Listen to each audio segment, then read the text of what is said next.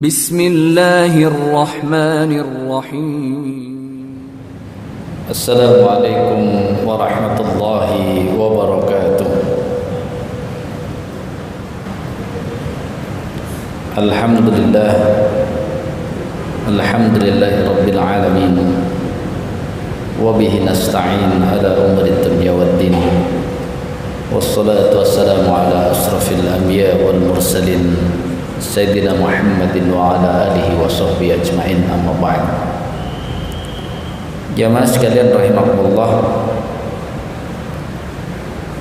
setelah kita selesai berbicara tentang orang kafir,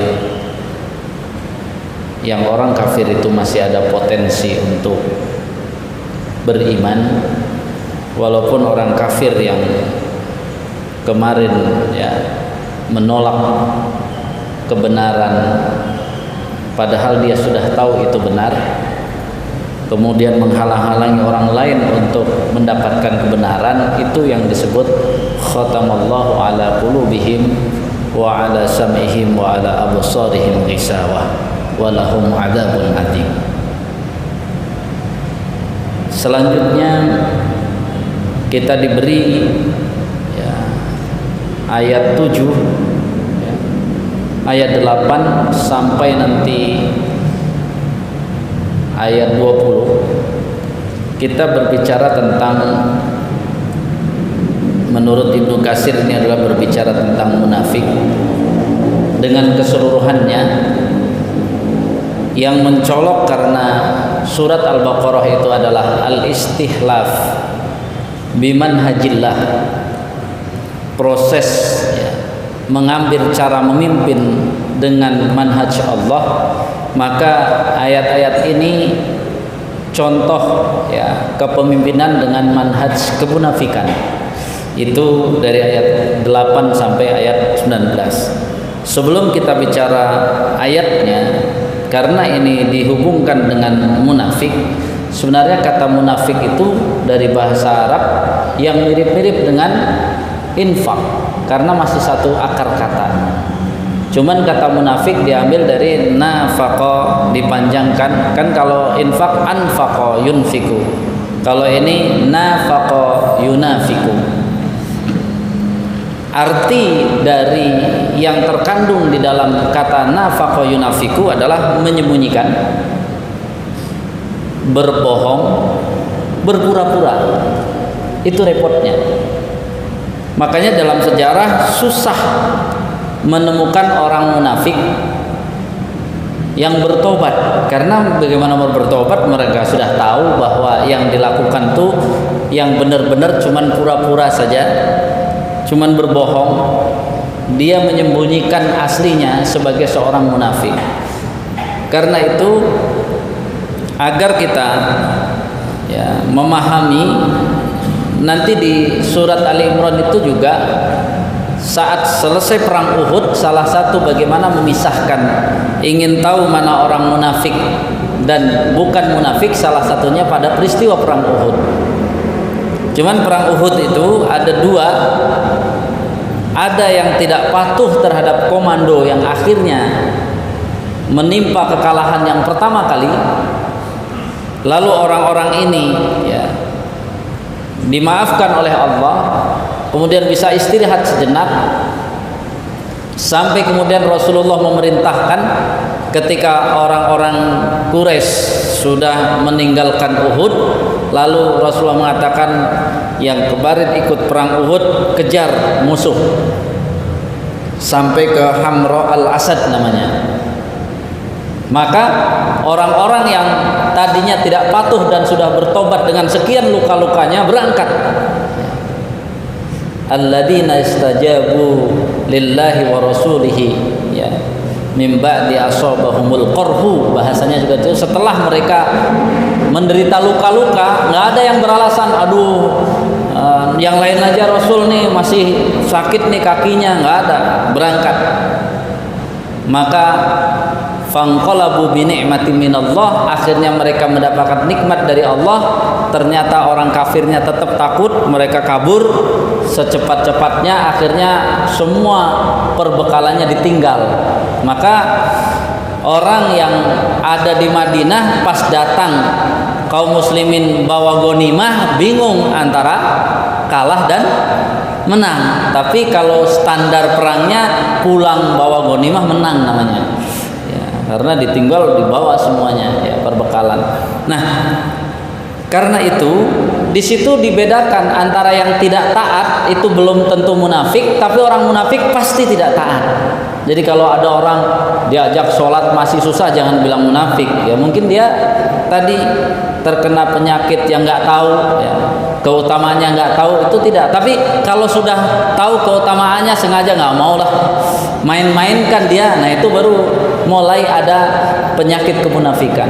Makanya di dalam kalimat ini Allah menyinggung dengan kalimat wa minan nas, dan di antara manusia kita semuanya tersinggung di sini sebagai seorang manusia. Mayyaqulu amanna billah, ada yang mengatakan kami beriman kepada Allah, wal yaumil akhir, dan juga kepada hari akhir, wa ma hum bimu'minin, tapi sebenarnya dia belum bisa disebut seorang mukmin yang sesungguhnya. Artinya negeri kita mayoritas mengaku beriman kepada Allah dan beriman kepada hari akhir. Tapi kenapa kemajuan di negeri kita masih seperti ini? Berarti kemungkinan cara hidupnya masih dikatakan wa ma hum bimu'minin. Dia belum bisa disebut orang mukmin yang sesungguhnya. Yukhadi'unallaha wa rasulih. Ya, yukhadi'unallaha walladzina amanu.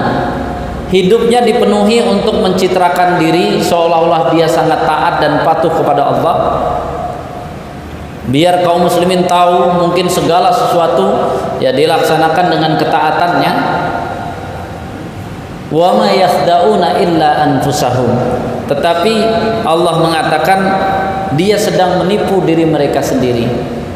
Wa ma yash'urun, hanya dia tidak merasa. Nah, ini beberapa poin ini tentu kita akan mengambil ya pelajaran yang sangat penting. Dalam kehidupan ini kita dituntut untuk menjadi orang yang bertakwa, itu sudah pasti. Kemudian ternyata kemunafikan ini munculnya itu sebenarnya dari dalam hati, niat awal. Mungkin dia berbuat baik dan sebagainya, tapi niat. Nanti kalau ditelusuri, sebenarnya ini sering tergoda hanya karena kepentingan dunia. Ini yang harus hati-hati. Karena apa? Yang tadinya orang lurus, bahkan kalau kita baca ya,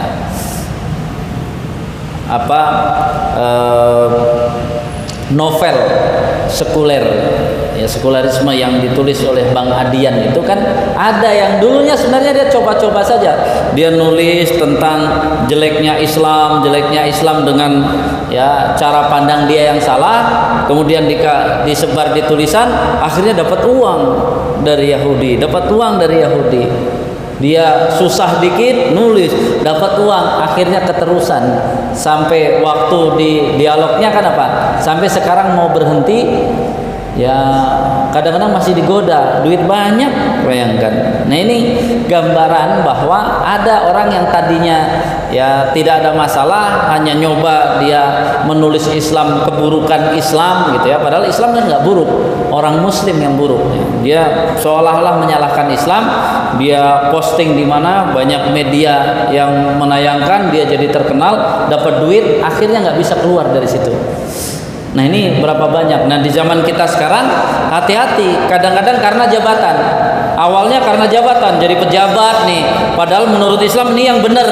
Ternyata apa? Dia tahu itu benar, tapi kalau saya ngatakan yang benar, nanti jabatan saya bisa diturunkan, bisa dicopot. Akhirnya dia ngomong yang salah. Nah, itu sebenarnya godaan. Lama-kelamaan dia bisa biasa berbohong, mengalahkan kebenarannya, lama-lama jadi munafik hanya gara-gara jabatan. Karena itu ya ini sebagai prolog awal, karena ayatnya cukup banyak, bahwa munafik ini salah satu yang berbahaya, lebih berbahaya daripada orang kafir, karena dari golongan orang kafir ada yang bisa mendapat petunjuk, tapi golongan orang munafik hingga saat ini saya terus mencari, belum ada sejarahnya orang munafik yang bertobat. Ya, itu yang harus berhati-hati. Karena itu berlindunglah kepada Allah untuk menjadi orang-orang yang munafik. Setelah kita tahu bahwa Islam ini benar, pendirian Islam itu lurus, apapun jabatan kita gunakan untuk Islam dengan benar. Karena apa? Dunia ini sebentar saja. Baru saja ada yang 40 tahun juga sudah meninggal. Ya, saya sudah lewat 40 tahun tapi belum meninggal. Tapi kan kita nggak tahu kapan kita meninggal. Karena itu pegang agama ini, jangan membohongi diri sendiri. Subhanaka Allahumma wa bihamdika asyhadu an la ilaha illa anta astaghfiruka wa atubu ilaik. Assalamualaikum warahmatullahi wabarakatuh.